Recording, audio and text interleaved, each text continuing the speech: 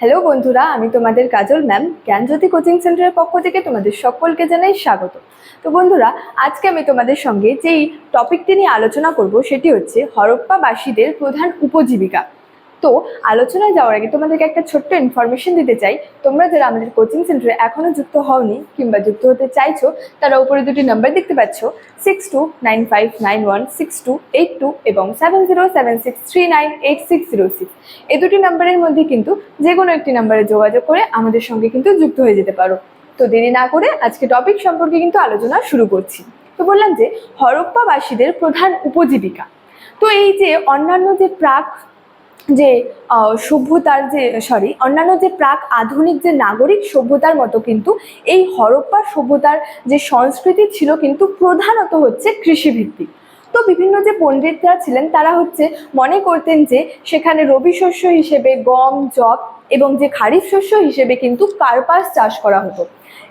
তো এই যে সেই সঙ্গে কিন্তু সেখানে তারা যে শিল্প এবং ব্যবসা বাণিজ্যের কিন্তু একটি সুসমৃদ্ধ কিন্তু অর্থনীতি গড়ে তুলেছিল কিন্তু।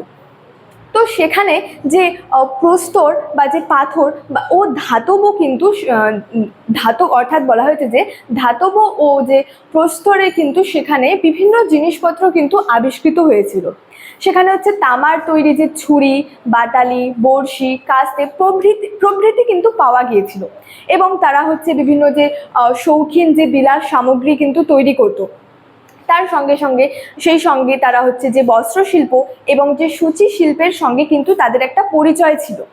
সেখানে মৃৎশিল্প নির্মাণে কিন্তু যে হরপ্পাবাসীরা কিন্তু বিশেষ কৃতিত্বের একটা পরিচয় দিয়েছিলেন।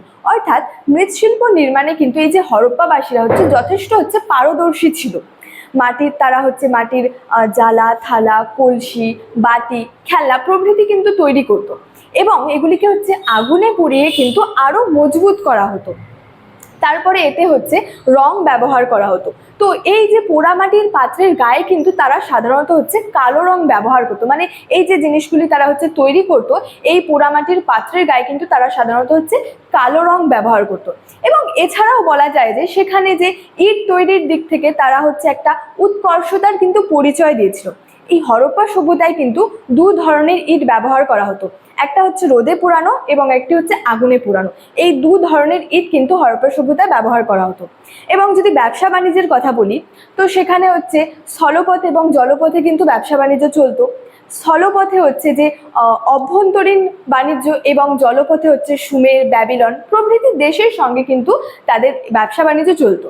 তো জলপথ এবং স্থলপথ উভয় পথেই কিন্তু তাদের ব্যবসা বাণিজ্য চলতো।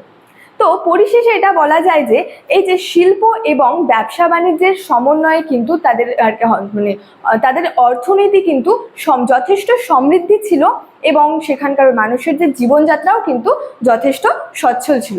তো স্টুডেন্ট, এই ছিল আজকে আমার আলোচনার বিষয়।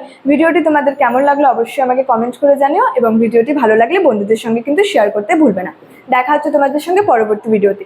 Thank you so much. Thanks for watching.